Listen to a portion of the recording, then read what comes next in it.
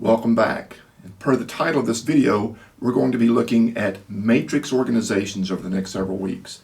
And I confess that much of the reason for that is for my own learning, so I can know how to serve the organization I'm with now, which is matrixed, and the one I'm moving to next, which is a matrix organization. And before I arrived here, I'd never heard of such. But as I did research on this, I learned a few things. One, that the concept or the structure of matrix organizations has been around for several decades, and because it has and has caught on, more and more groups, business organizations, government, civil, social, and others are not traditional but matrix now, and that's significant. Well, let's go ahead and dive into what that means and some practical applications in this introduction. Traditional organizations have one chain of command for authority and responsibility, but matrix organizations also have some managers reporting to more than one boss. And I have boss there in quotations because there's only one boss with a capital B, but there may be many bosses in the sense that there are reporting requirements to these people who are external to the organic group.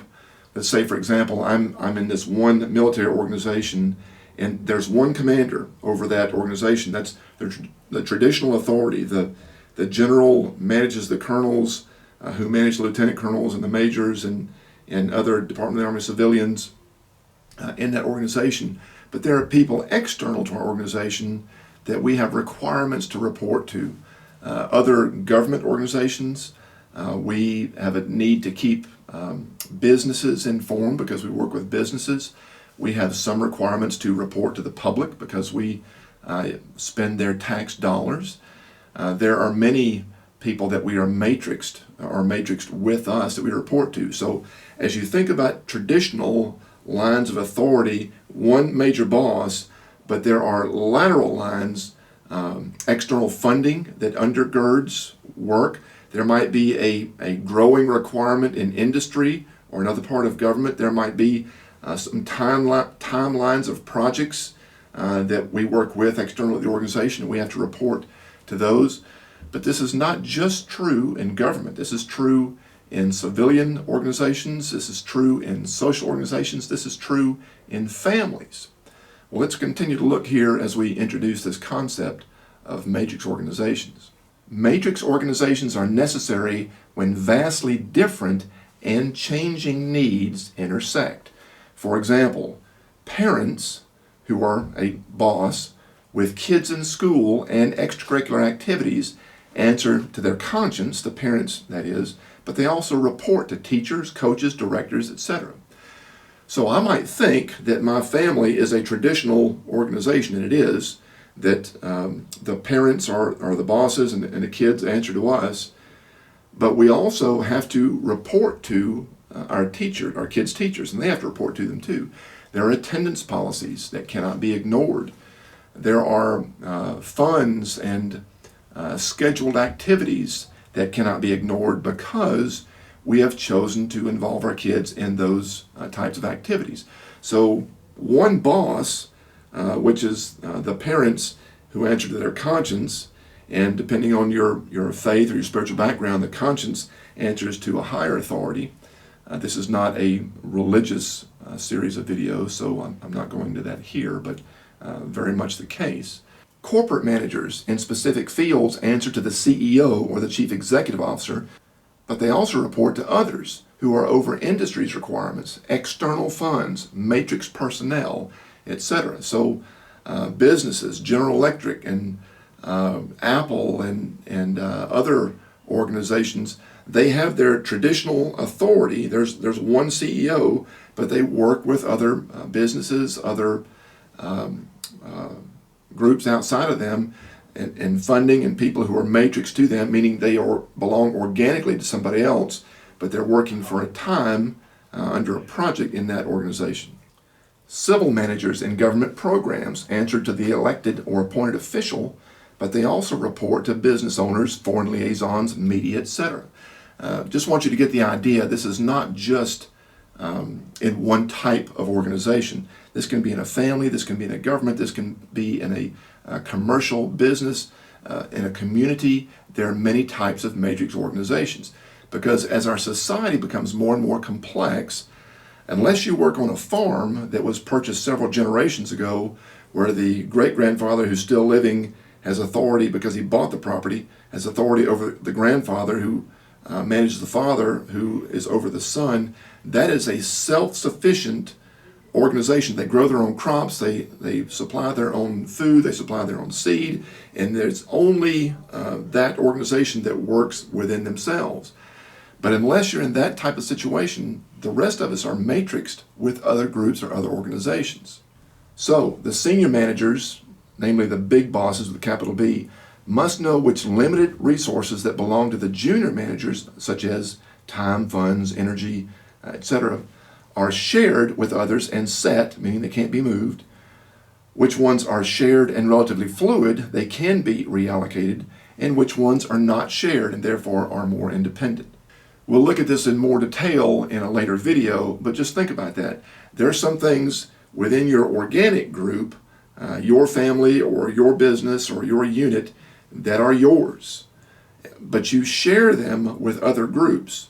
Scheduled places, times, equipment, people, energy, so forth and so on.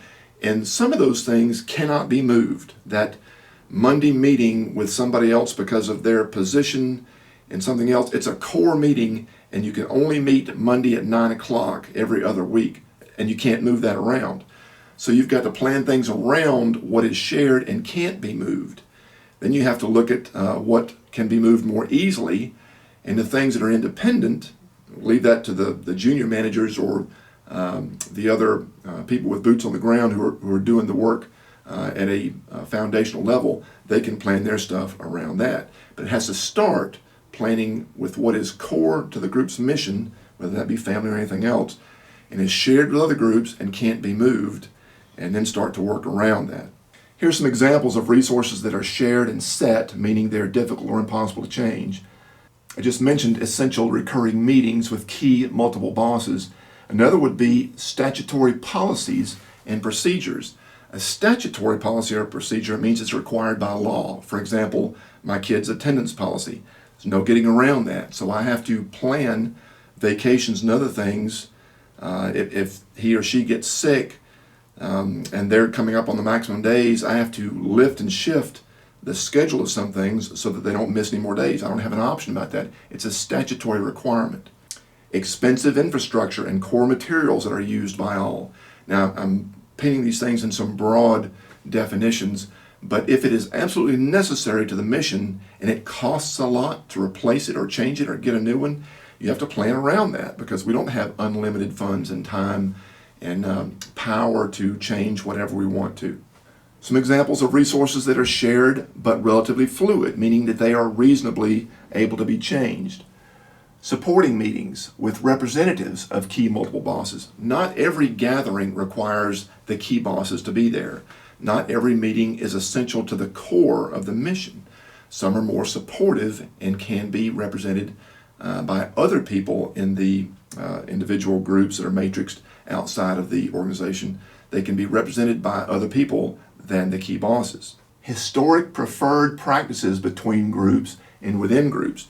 Just because they've always done it a certain way doesn't mean it has to be that way. They may want it, they may like it, it may have worked in the past, but if it's not absolutely essential and can be changed without too much pain, in other words, you don't want the squeeze to be more than the juice. But if a change would bring about a better result, and it's not absolutely impossible or necessary to keep it that way, then maybe it should be changed or could be changed. Less expensive or merely enhancing materials that are used by all. Again, I'm painting some broad definitions here. So you look at what is most important and impossible to change, what is supporting but still important but able to change, and what's fairly independent that can be moved around, which is our last category. Some examples of resources that are not necessarily shared. Individuals' knowledge, skills, property, projects, white space that belongs to individual people. Once we've looked at what is absolutely essential and can't be changed by the core group and the core mission, And then you look at what's supporting and can be reasonably changed. And after that, what is most easily moved around, whether that's time or people or energy or materials or anything else, is stuff that belongs to the individual and is not necessarily shared or set. Hope that makes sense to you. If you think about it, more and more groups, and I'm hesitant to continue to use the word organization because that sounds formal, like a job, a family, a community, sports team on the weekend, church, anything else you can name, almost everything nowadays is a matrix organization. If we're going to have that organization or group work well, we have to look at what is central and core to the mission, shared with others outside of our group, but can't be changed, plan around that. Then the things that are supporting and can be more easily changed, that can come to work around what is core and shared and impossible to change. And then the individual things that are not shared, that's up to individual people to exercise responsibility to lift and shift that as it fits. Hope this is beginning to make some sense to you. We're going to continue next time with more on matrix organizations, getting more specific as we go. Hope you find it helpful. See you then.